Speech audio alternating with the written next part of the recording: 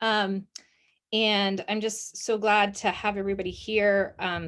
It's been such an interesting day, so many great ideas, and I'm just so glad that I was telling April, this is just a great way for people to come together and really get so much knowledge in such a short period of time. So just thank you to April and everyone who's been part of putting this together today. So I'm Jen Lunt. You're going to meet Wendy Toole in just a couple minutes. And Wendy and I are just really excited to share what we've been trying and what we've been learning, along with a whole bunch of other folks at Deering High School this year, when it comes to students who have experienced significant gaps in their formal education and are entering high school as new English speakers. So this is really, I was just so grateful to have typically at this time of year, I don't always have a lot of time for reflection, and having the deadline that this presentation was coming up kind of forced that. And it just felt so nice to be able to sit with Wendy and several people have been involved to just talk about what we've learned this year. So we're sharing it with you. We're definitely in the process. So this is all stuff to share more later on as well. Oops, I gotta go to my next slide. So throughout the presentation, we've put in some of the art that is has been created by the students in the ELL Academy this year. And as you can see from this picture in the classroom, which has become the classroom, the in-person room, in the art is a huge piece of what it has become. And it's along with everything like the morning routine, the artistic expression has really become a centering piece of what Wendy and her team have been doing. Oops, sorry. So we're going to start with some introductions. And then we're going to dive deeper into just understanding who SIFE or SLIFE ELLs are at the high school level. We're going to take a look at what we did this year in Deering's ELL Academy program. We're going to share out some of our key learnings that we've gathered at this point, share some resource links for all of you. And then the goal is to have some time for question and answer, where we can, as you're listening, if you want to be typing into the chat, I won't be looking at the chat, but at the end, the goal is to have Wendy, who really has been doing the bulk of this. I'm more in the behind the scenes, and then the sub who gets to come in and have a great time. But I want to make sure that we have time to listen to anything that Wendy may want to highlight, or that you may want to share from your own experience as you've been trying to figure out how to program appropriately for these students. So Wendy and I have known each other a while. I'm now the ELL coordinator at Deering High School. And I've been an ELL teacher in Portland for 10 years. I was a social studies teacher before that. And I've been at both Portland and Deering High School, as well as Casco Bay in a different capacity. Wendy, do you want to go ahead? Yes, please. I'm Wendy Toole, and I taught for 7 years in Anchorage, Alaska, social studies. 1 year also social studies in Evanston, Illinois, and now this is my 7th year teaching ELL at Deering. And we both are outdoorsy people, and I think everybody in this session today is probably thinking towards a few weeks from now when we can all start to get out with our families and enjoy Maine. So we're going to dive in right at the beginning to really put the center of the students at the center of the work, as we always are hoping to do, but talk about, the kids that we were really trying to program for this year.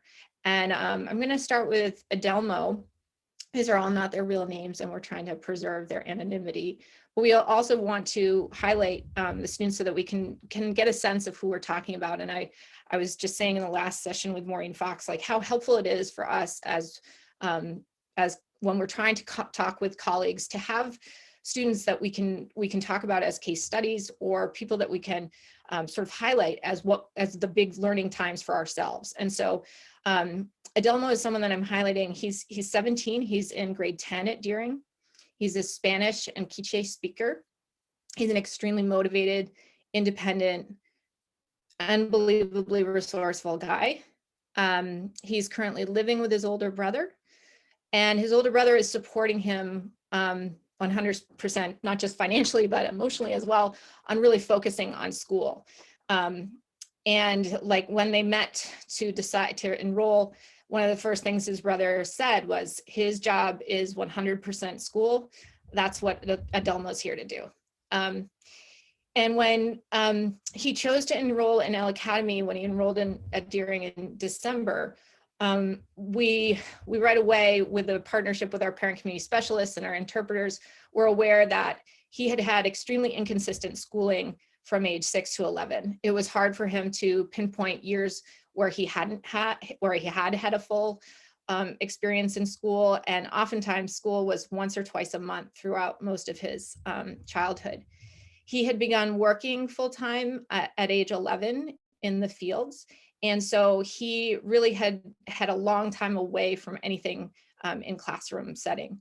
He also had experienced some significant grief and loss, and was dealing with also leaving his father to come to the US. And just one note here, as you'll see, he's 17 and he's enrolled as a 10th grader. And one of the things that Portland Public Schools has come to over a long period of time, figuring out how to program well for big cohorts of students, is that unlike with our K-8 students who are placed according to their age in an age formula for grade level, when we enroll a student who's in 9th through 12th grade, we look at their birth date and we count back from age 20. And that means that instead of someone looking at a 17-year-old, knowing he has a big life history, knowing he may want to get out in the workforce, and sort of making some assumptions about what he might or might not want, we are telling them at this point, this means that you have 3 years left and you're in grade 10. And then we have a discussion with their family and with the student themselves to really work through what that means. And the more and more students that we have who are older students, the more and more we realize that with cohorts of students start to understand, this is just my plan. I'm an individual working on my own plan in this high school, and I don't have to worry about the whole institution moving at this freshman, sophomore, at this rate. So I wanted to make a note about that, because that's something that I think has also contributed to how this program was able to take off this year. Another student I want to highlight is Victor. Victor it's really hard not to smile when I'm thinking about Victor. He's just an incredible guy. He's 16, he's in grade 10. He speaks Portuguese, French, and Lingala. He has an incredibly complex language profile, in that when we really try to understand who is speaking which language at home with each other, it was much more complex than our other students who have all those 3 languages. He's extremely artistic and musical and deeply empathetic. This guy is an amazing feeler of things. He was with us for 2 months in our typical IELD programming, our ELL1 class. And it took him quite a while before he could let us know that this wasn't working for him. And it actually took a lot for him to be brave enough to come forward and explain that he had a big secret. And the secret was he had been hiding, that he had never learned how to read or write in French or Portuguese in any of his prior schooling. And over time and talks with his mom, it was clear that not only had he had real struggles when he was a young guy trying to learn how to write in French or learn how to read in French, that he had really struggled to be in school for long periods of time, and that hadn't come across in some of the intake materials. His mom said to us right away, once we started talking about what was challenging for him, she said, you got to go back and start at the beginning for him. That's the way she put it. And so one of the things that Victor said to us as a way to tell us what he needed was and most of the way he communicated with us was through a Google Translate voice method. So he would record his voice into Google Translate, and then it would speak it in English for us. And what he said over and over again is he didn't understand why he hadn't been able to learn how to read like his peers back in his home country. The last student I'm going to highlight is Amina. Amina just enrolled last month, and she is just what an incredible woman. She and her sister came together, and her younger sister is in our grade 9. The two of them came with their older brother, who had been working for years and years to get them to the US, along with his father. And they came in, and Amina had left school 8 years ago after some moves and some different situations and family situations. But she's incredibly eager to get going. And so as we were talking about options for how they were going to learn, the two of them walked in and got to see what was happening in the ELL Academy room. And right away, they explained through their brother, this is what we want. And part of it, I think, was the draw that Amina at age 20 wanted to know a path that she would be having to Portland Adult Ed. And what's been great about this is that we are able to now provide adult ed with a much more clear picture of her learning when she does make that transition. So before we get into the definitions around SIFE and SLIFE and just talk about what we're learning, as ELL teachers, we are always aware of the common strengths that the students who are coming into English new in the high school level, that they just have this incredible bank of resources that we're always aware of. And this includes our SIFE and SLIFE students. You know, their knowledge of multiple languages, many of them speaking 4 languages, 5 languages, their motivation for getting feedback and making progress quickly because they are conscious of their age and their need to get into the workforce or get on to the next phase of their lives. Their understanding of the real world applications of their learning, which may sometimes mean that they resist parts of the academic school program that don't seem to fit with their understanding of what they need right now, because they do sometimes have a very adult or beyond their years understanding of what the priorities need to be for them. There's always this need to develop community and restore a sense of who they are in the face of others. And then this willingness and resiliency to push through disappointment. So along with those strengths, we have incredible challenges that they have in common, whether they are technically SIFE or SLIFE or not. And that can be, you know, just the short time frame that they have to acquire the language they need, the tremendous loss and grief they may be experiencing just from coming to a new culture, let alone the intense trauma that many of our students have experienced. And then now in the time of COVID, we understand that there are so many students who really have lost or had tremendous gaps in their education. For us at Deering, we have a lot of students coming from Angola and DR Congo at this point, and most of them were coming through Brazil, walking up through Central America, and then spending time at the Texas border in detention. And so they all, for most of those students who have had that journey, that's definitely about a year of lost schooling in kind of the best case scenario. So in addition to all those challenges, there's also the pressure to find a job, the concern for housing and food insecurity. At the high school level, sometimes students have a more acute understanding of the immigration concerns that their family may have. They may not be talking about that with their parents, and they may want to talk about that with teachers, and that's really challenging for us sometimes. And then, of course, there is the structural racism and xenophobia that may be built into the system because our schools were not necessarily designed with these students in mind. So now as we turn to understanding who our SIFE or SLIFE students are, we look around definitions, and most of what we find for definitions are really, really broad. Here is the one that, you know, I've been using a lot of the resources to just frame for my own understanding as I think about programming, understanding New York State's understanding, and theirs is very broad. It says a student who's attended school in the US for fewer than 12 months. So there's this emphasis on newcomers. And then that they're 2 or more years below grade level in home language literacy or math, and that's due to inconsistent interrupted school or schooling prior to their arrival. So they sort of set a grade level band there. With WIDA, their definitions, WIDA has quite a bit of information on this, but generally their broad definition is also about newcomers, and that they're students who have interrupted or limited schooling opportunities. And the difference between the SIFE versus SLIFE, that L, is from that word limited, where it looks like New York State has kind of removed that word, the limited, from their acronym. And they say just a limited background in reading and writing in their native language and below grade level in most academic skills. So those are very broad definitions. And what's hard is that it doesn't necessarily give us a lot of criteria. It's also challenging because at the intake level, it's difficult if you do not have that trusting relationship like Maureen Fox was talking about developing with families, or Decca was talking about with families.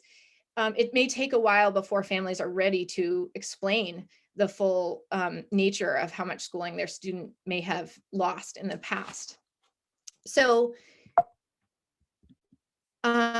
what we're going to just kind of talk about here is we had this very strange opportunity provided to us in 2020, 2021, when we had to redesign our ELL programming. And this was because of the hybrid learning model that we needed to adopt.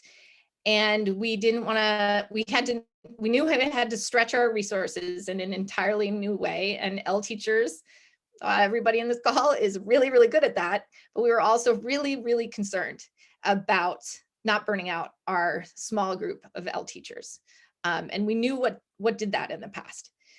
We, most of all, we wanted to ensure that we were reaching all of our students. And that meant all of our students. What we had to consider as we were trying to reprogram is we knew that we had just been through the spring when we had shut down in March, and that we knew that a lot of students had just gone dark. They were gone as we tried to do everything through our laptops. And we knew that the students who were most remote and most out of the game seemed to be the students who really had the most limited backgrounds in schooling. Our past experiences with students, we sort of had a profile in mind of who we were most worried about, who was most at risk in this situation. And we were really concerned about trying to figure out how are we going to reach those kids? And how are we going to keep them learning? Not just have them log in each day, but how are they actually going to learn? How are we going to get them to do school? And we started to think through, well, what's going to allow that to happen? So I'm going to, this looks like a very fancy slide, like it's something official, but it's just my way of trying to shrink down a much bigger document I made as we tried to sort through who we are working with and what we are thinking is SLIFE at Deering High School right now. So I'm going to start at the bottom, and I'm going to talk about the group 4. Here are the blue box, or the blue rectangle. I'm terming these students long-term SLIFE students. And these are students who arrived prior to all this COVID stuff. They may have been here since kindergarten, since 2nd grade. They may not have been identified as SLIFE because that might not have been how our district was really thinking about things at the time when they came. And so as such, they weren't provided with a specific set of SLIFE programming. So they may have come in as a 4th grader, not having ever written or understood how to read in any language, and they may have just gotten the same ELL programming as all other 4th graders who got ELL programming. And so if that happened in the first 2 or more years, they may have then moved on slowly to sort of being exited from the typical programming. And by the time they reach 9th grade, they often are students who have either been referred for RTI, slip through some cracks, or have an IEP, which may or may not be a reflection of a combination of both a learning disorder or a learning disability, or it may just be a cumulative effect of not having their needs met for several years. So those are the students that I would love to talk about in another presentation. We're not talking about those students today, but they are part of who I really grapple with as a person who's trying to think about programming when I'm thinking about and as a subgroup of L. So group 3 is a group of students who we had many students enroll during this year in this category. And they were students who, like I was describing, made the journey through Central America, and their gap in schooling was maybe 1 to 2 years. They may have had incredible trauma. They may have not. They may have a whole diverse range of experiences about why that gap happened. But when they did their initial intake, when we could look at their literacy and we could look at their writing sample, most of our parent community specialists could say, wow, this is at the high school level, or maybe this is in the middle school level of French or Portuguese or Spanish. And so for those students, we were thinking to ourselves, well, these students already have a basis. They have an understanding of school at this level. And some of them came with incredibly strong backgrounds in math or in science. These students in the past had made rapid progress in the IELD program. Some of them extremely rapid progress, which is overwhelming for some of us to behold sometimes. But by and large, we knew that these students during the spring shutdown were eager to get online, learn, and keep going. And so we made it possible for them to come into the cafeteria, sit socially distanced, and get all the help they needed to access their learning. But we knew that they could mostly learn remotely and online. So the other group that we were enrolling, and we have been for enrolling, but particularly in this year, that we were concerned about is this group of students who might appear the same as that group, but they actually had had more gaps in their learning. So they had had 2 or more years where they had really had some gaps in their learning in their past. And that meant that their literacy and their school skills were presenting more like 4th to 6th grade level. And I know grade level is a very kind of like not accurate picture in so many ways, but that's sort of our general understanding when we could look at their literacy and think about where they were. Our past experience had said, look, with some real serious differentiation within our IELD programming, we can see that these students will make some growth. We're going to have to pay more attention to engaging them and to make sure that they have what they need to keep doing school. And those were the students who came to our cafeteria 4 days a week, and they did school from their computer. And when we could go in person, they did, and they met with their teachers in the afternoon, and we were able to do that differentiation. So this group that we're going to talk about for ELL Academy really does not include this group 2, 3, or 4. This is a different group. And these are students with much more significant gaps in schooling. Their literacy was below or very far below 4th grade level. These are students we've always had in Portland Public Schools, always have had. And there are a number of people in this session right now that I know who have been working with these students, either at adult ed or in some of the newcomer programs we've tried. And most of these students have had a real challenge accessing IELD programming. They may be in the ELL 1 class, but their learning is not happening in the same way. And it's because they need a very different amount of support. So this is who we were talking about. And this is who, when I think back to our year this year, this is really how I was thinking about SLIFE. So when I think about that group, when I'm just talking about that group 1, the folks who have now chosen to be in ELL Academy with Wendy and her team, the challenges are laid out like this. For the students who are in that group, the standard ELL classes are just not accessible. When they're looking at a worksheet and it has a lot of writing all over it, they're shutting down. And because they start to shut down, they may start to have increased absences. They may try to avoid class as much as they can if they have to be there. Lots of going to the nurse, lots of breaking down, lots of reasons not to engage anymore. Their experiences with school may have been pretty problematic in the past, or they just may not have had experience with school for a long time. And then they may have these amazing skill sets from their lives, but they're not applicable to the school setting.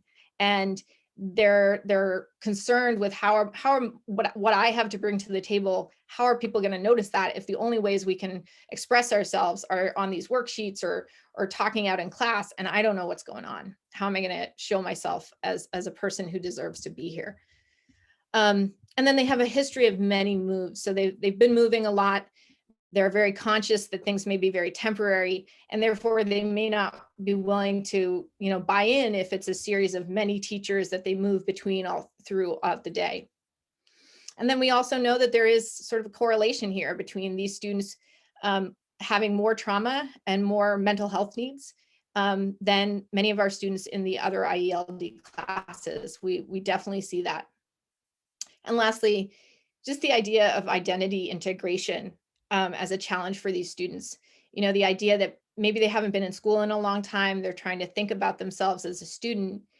And as they identify with the students from their common language, common cultural background, they may see that student sitting next to them, see that student making tremendous progress because the student has had much more schooling they have, and they watch the student progressing and they start to say to themselves, wait a second, if that's what a student from my culture looks like, who am I? And there can be this sense of, how am I a student? How am I not? So for the IELD teachers and the people trying to help them program, there's tremendous challenges involved in this as well. The level of differentiation, and I know I'm speaking to the choir here because you've all seen this, is that in your ELL 1 class, you might have someone who is presenting like an exchange student. They are, reading and writing in several languages, and here they are to add English so that they can get on to their chemistry class. There are those students in ELL 1, and then you might have another student sitting right next to that student who is really working on how to understand how a sound is produced by a letter and how to sort through the understanding of numbers on a page. And that can create some really challenging group dynamics. Sometimes the group dynamics can be incredible, where you see this empathy from this group of students who are used to supporting each other really turn towards just beautiful moments.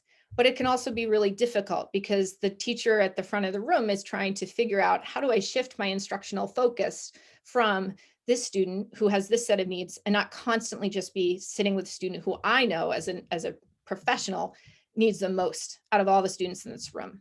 And so the pacing for ELL 1 or 2 can be impacted by having a cohort of these students. And these students may be spread, if you have multiple sections of ELL 1 like we do, they may be spread between groups, so they may not have a cohort where teachers can say, let me put them together and figure out how to help them as a group.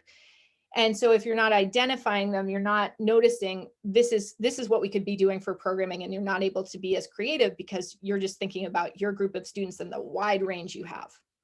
And then lastly, for the people who are in the central offices of all our schools, they're thinking, why is this ELL 1 group not moving? What's happening with this group? So there are a couple impacts that SLIFE students in this range may have on your overall understanding of your programming. Because when I'm thinking about, I just had the opportunity to sub for Wendy and her student intern Eliza on Tuesday. So I was with the students all day on Tuesday. One of the things I was thinking was, wow, I met each one of these kids and was part of their intake, and I knew them on the first day, and look how far they've come. Like, just in awe of how far they've come. But knowing that their weighted screener score of a 1 that they got on the first day in October or November when they came in probably hasn't moved much, because we're not able to show within those measurements all of the dramatic growth they've had. Sorry. So how this came to be was that we had the IELD Remote Learning, as I was telling you.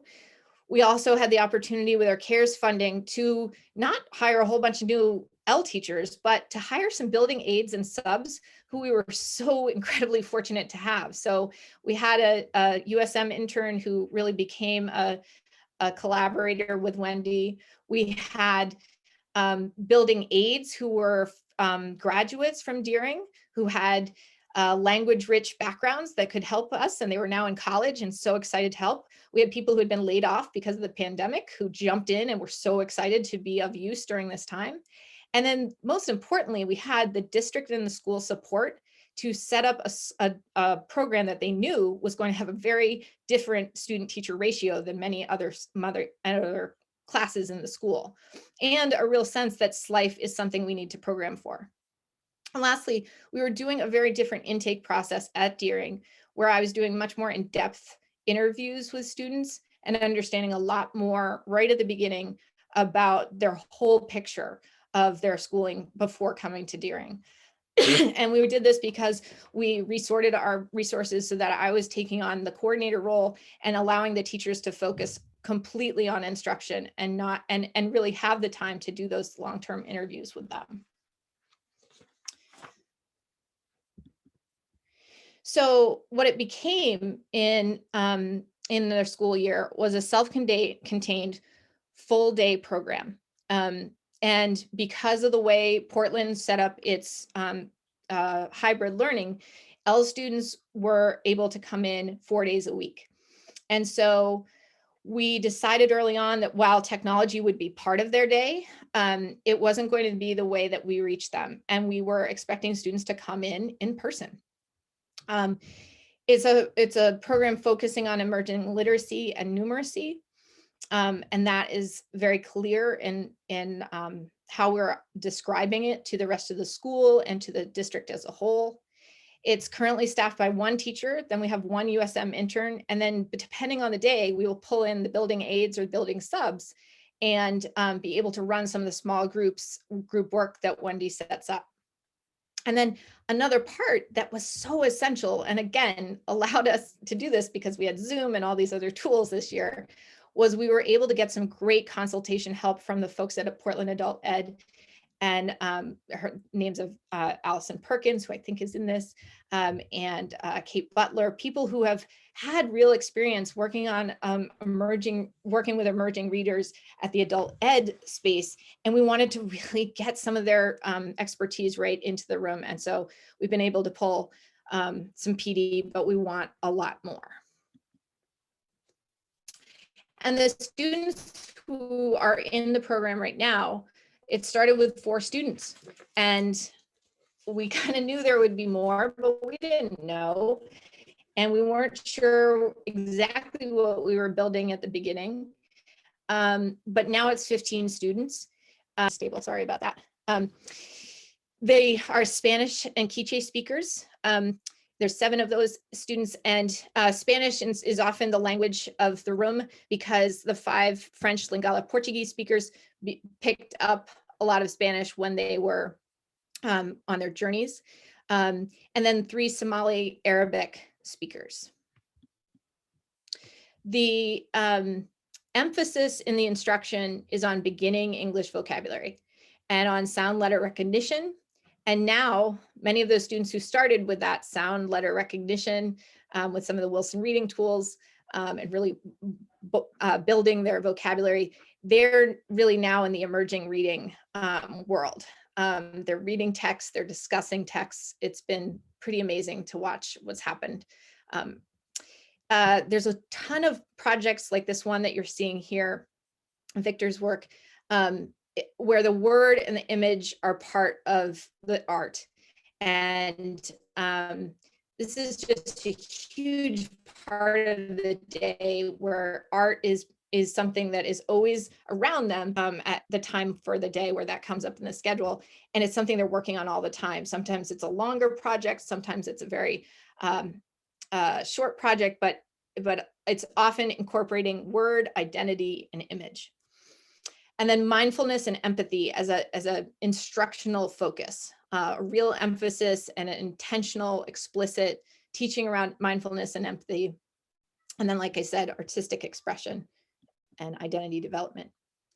The instructional methods, I mean, you walk in there and Wendy, each time I walk in, I feel like I'm seeing just like a new amazing technique that Wendy is trying out.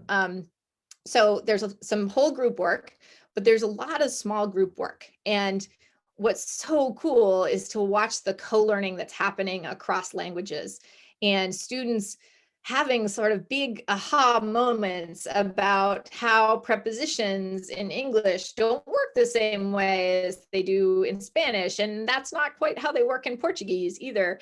And so there's this rich discussion happening between students in these small groups. But at the same time, with all the adults in the room, there's just constant one-on-one skill building at comprehensible levels of input for each student. Flashcards and manipulatives and realia all happening all the time with games and art, but there's this tremendous flexibility all the time where Wendy and the people in the room are trying to figure out where the student needs to move, what feedback they may need to make those moves. And so there's just a lot of that happening all the time. So when Wendy and I have had some time to sit down and be like, well, how's this worked? How'd this happen?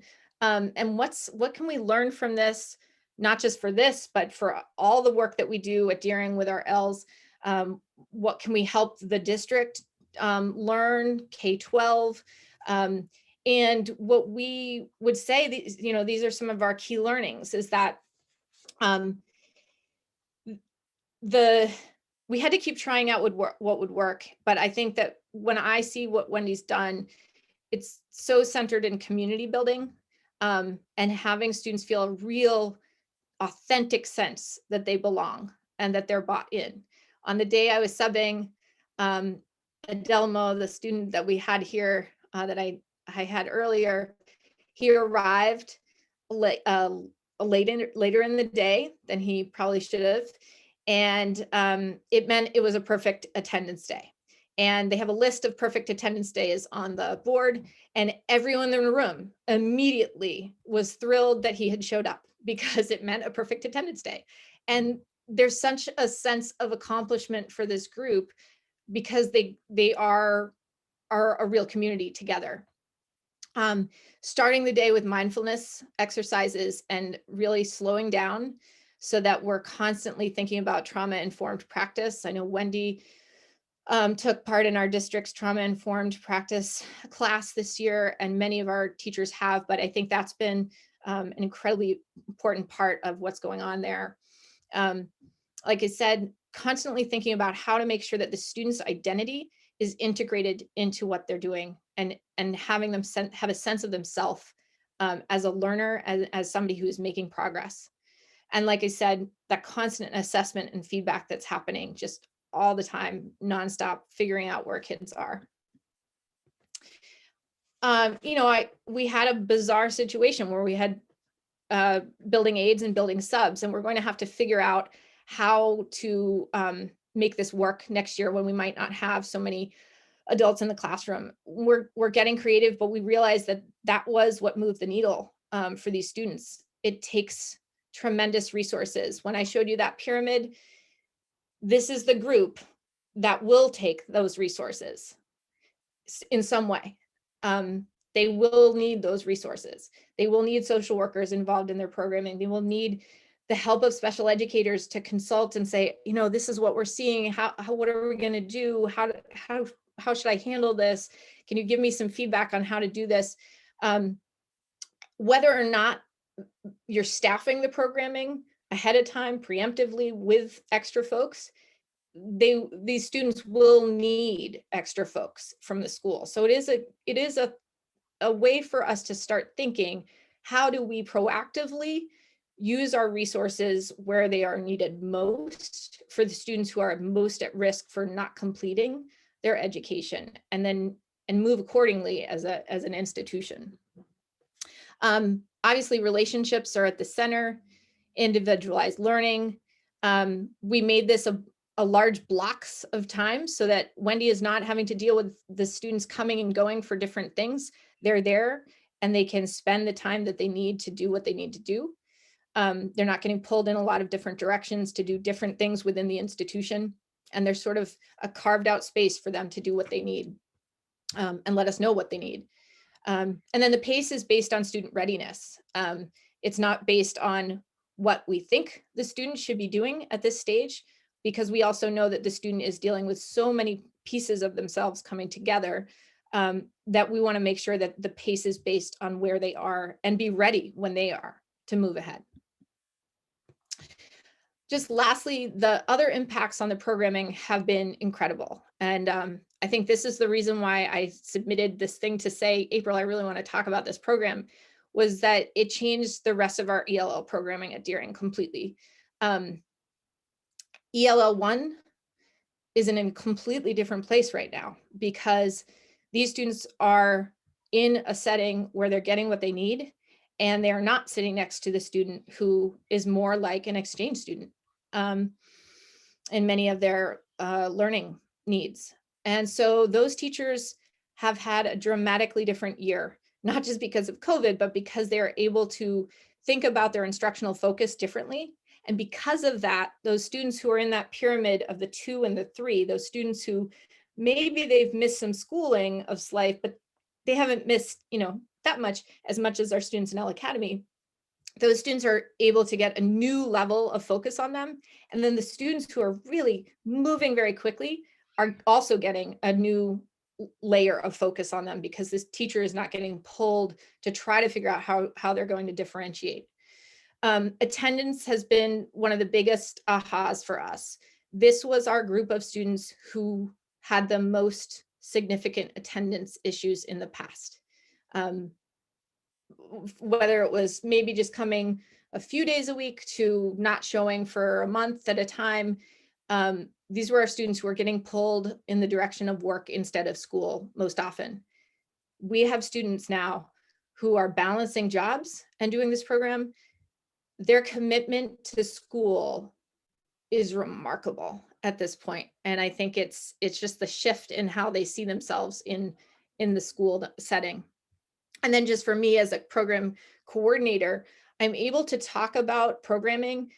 Yesterday, I had to meet with the principal to talk about some of our needs. And when she was talking with me, she said, well, ELL Academy, that's kind of its own thing. So I think when we're programming and, we were able to talk about how we're going to fit PE and how we're going to fit this. It's a different way because I know what we're going to try to do with this set of students is different than what we're doing in the other programming. And so as a coordinator, I'm able to start thinking about things in a more creative way. And then lastly, just before we get to some questions, I hope we have time. I think we're okay. We have some, whoops, my internet. Here are some links for some additional resources. I encourage everybody to check out all of these, but especially the New York State DOE SIFE resources, the Bridges Project, which is in collaboration with New York State. And then this book just got released and I haven't read it yet, but I'm so excited. I listened to the book talk. Thank you, Jane Armstrong, for putting this on my list. But this is a book that I think everyone, if you have time to read this book, or if you have time to look at the book talk, it's a story of 6 students in Lancaster, Pennsylvania, who started their formal education as high school students and were getting turned away by their district and told that they should go and go down the road to adult ed or to a for-profit program. And these students fought for their right to get what they needed for schooling, and they won. And it's this journalist has followed them, and it looks like it's going to be an amazing read. And I think it does take us through the court case in a way that helps us understand some of the legal implications when we think about SLIFE. So I'm going to stop sharing my screen, and I will be happy to. Wherever we're sharing slides, I'll be happy to share the slide deck if people want the slides instead of the video. And then what I think we'll do, oh my goodness, there's so much. So let's see. So, and I'll sort of direct some of these. I see there are a couple other people in this chat who may also want to do some of the answers too. So thank you. It looks like somebody put in, thank you, April Perkins, for putting in IELD does stand for Intensive English Language Development. Nancy says, I am not clear on why SLIFE students would not be the ones in ELL Academy. She sorted that. She sorted that visual. Oh, she did. Yeah. Okay. Thank Do you. you want to look at the chat while I answer Yeah. Kara's question? Yeah. Okay, Kara, Oh, that would be great. Go ahead. you asked about pushback. Not really. I did have two girls who in the fall, when they were in the class, they right away figured out like, wait a second, like, why aren't we in that English class that they knew was doing more difficult work? And I explained that they would be in that class, but they needed more foundation. And then that was, I never heard anything else from them. And I think it's in part because they were trying, these girls had arrived during COVID and they were trying to keep up in the spring virtually with material that was way too hard for them. And so all of a sudden in the fall, they were plugged into this class where I was just figuring out where they were at and then working with that. And that was more comfortable for them. We had a boy who joined us in the winter from an EL1 class, and one of his friends tried to come, which we had a nice little talk like, thanks, but this is a different level. And so they get it. And no, there has not been much pushback, but as you said, it's COVID. So next year it could be different when the school's bustling and they're maybe wanting to go from room to room with their friends. But I would say, all of the students who are in there chose to be there. And from my experience, having any programs like this where we really tried to target students' needs, that hasn't been the case. And I think I credit that to all the things that we've kind of spoken to here. And now just so you know, the IELD program, the rest of the program is now fully in person 4 days a week. And this group does not, in my understanding, have any sort of stigma within their peer group. In fact, like students from the other class are coming in and saying hi, and there's sort of a flow to let us know back and forth that it's definitely an accepted and understood need. And I think that's one of the things that we've all learned, is that once we've given the students the information about themselves and their own learning, and really given them the language to talk about their learning, this is an adult choice that they're making. It's part of sort of who they are. Yes to Robin. There are 7 or 8 kids who are going into ELL1, and as far as transition preparation, they are having a lot of individualized work or small group work that is much more, it's more reading and comprehension, and it's also, they're starting to do real grammar. And the other kids are not necessarily doing that yet. I see a question. I wanted to talk to, just thinking about, where was the question here? What do you do in a school district where there's low incidence of ELLs? And one of the reasons why I wanted to put this out there is that, obviously, dealing with the number, we have 30% of our school is ELLs, and then this is a subset of a subset. I think in low incidence schools, some of the things that we are taking away from our experience can be done in different ways. I think one of the things that Wendy has done is she's created this home base, this space that is a real clear community and sense of space that you can come to and get what you need. And I think that's what ELL teachers do in most schools when you have a low incidence. But I think there's been some recognition if you do have a program where you would have different levels of ELL and you have an IELD program, that there may be a benefit to really understanding how this might impact your ELL1 levels. And I think, like Linda is saying from South Portland about, this might be a solution to figure out different ways to sort your resources. Let's see. Oh, Sue Anderson. Wendy, do you think you could talk a little bit? April, how much time do we have? So the session officially ended at 2:55, but you're welcome to keep going. No. If anyone needs to leave, they certainly can, but the recording can continue and we can post it to YouTube. So don't feel like you have to crunch the time. Okay, our colleague Sue Anderson, you asked, I'd appreciate hearing about collaboration with social workers and or guidance counselors. Oh, I'll let Wendy speak to the social workers part, but I'll just say with the guidance counselors, in a typical year, the guidance counselors do the intake of our new students. And I think what this has put a highlight on is the need for more collaboration with ELL teachers to get more information from the students and their families about their past schooling. So it's sort of highlighted that need. And we're now working on tweaking some of our processes to allow for that. And I think that's been a really big learning for us. Obviously we, like everybody's been talking about the different ways interpreters can be such an important resource. That has been a big learning curve for all of us to learn how do we get as much information as we can from those folks.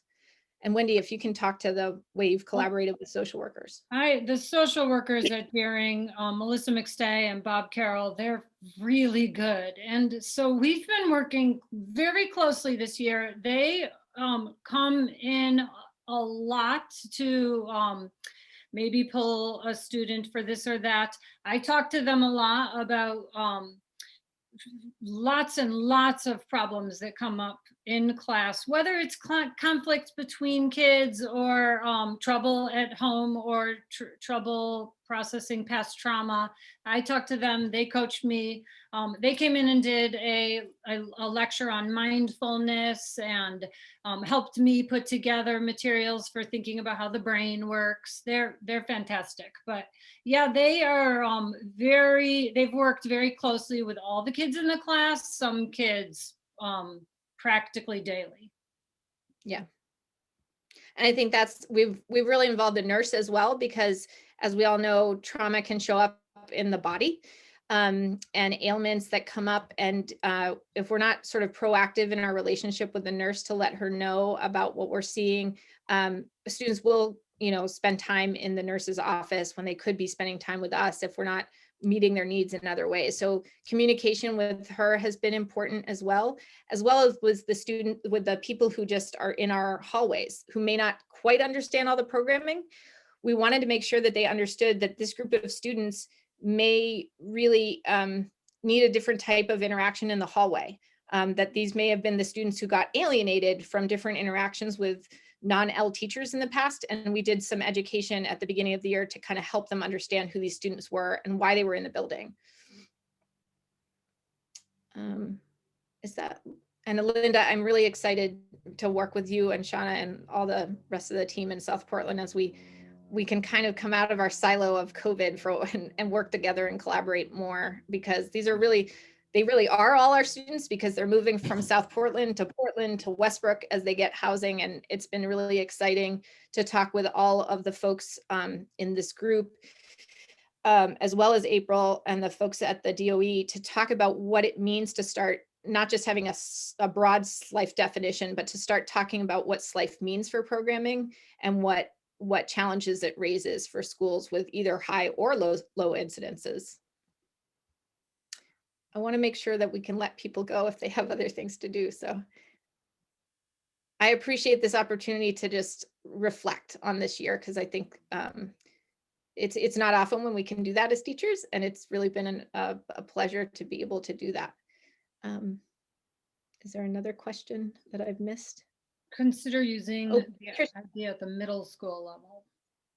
Yeah, I think I know we will be talking with, Carlos is in this call, and Jane, and we definitely would like to start talking with not just middle school, but elementary school, because clearly, as I alluded to, at the high school level, all of us who teach high school or adult ed know that the students who come in with these same profiles all throughout K through 8. And we need to think about what that means for our programming at K-8 as well. And what we need to change about how we program for them, so that they aren't taking several years to figure out what they need, and that they're getting more of what they need right away. So I would love to see stuff like this happen at the middle school. I think it's challenging. Every setting is really different. So I'm excited to talk more with the folks within our district about that. That's fantastic. Thank you. I'm sorry I keep going on and off, but I'm really motivated by what you presented today, and really my hat's off to you and to Wendy. And this is really incredible, and good for you for presenting today. It's really great to hear. Thank you.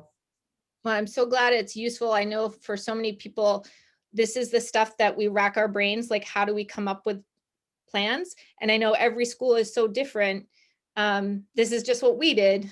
But I think we're going to learn from it and be able to move and change in the future. And I'm excited to work with more folks and find out from more of you what you're doing as you're trying to figure it out in your setting as well. We can all really learn from each other.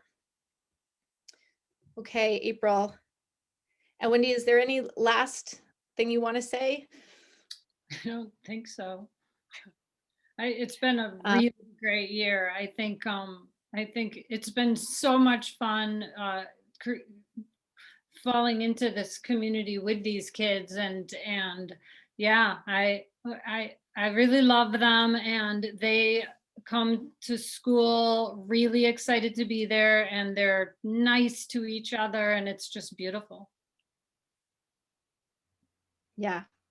I feel like it's a place when I've had a hard time this year, I could sort of count on going into room 226 and feeling a lot better by the time I left. So it was a source just selfishly for a place to get re-inspired all the time. So thank you, Wendy, for letting me kind of put all this on blast today, because it really was something that was so beautiful.